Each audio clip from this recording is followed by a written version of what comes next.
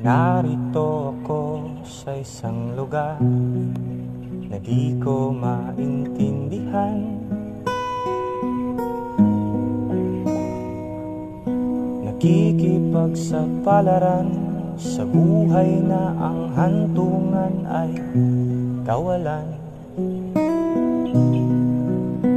Denumero ang galaw ng tao, bawat gawin ay may presyo.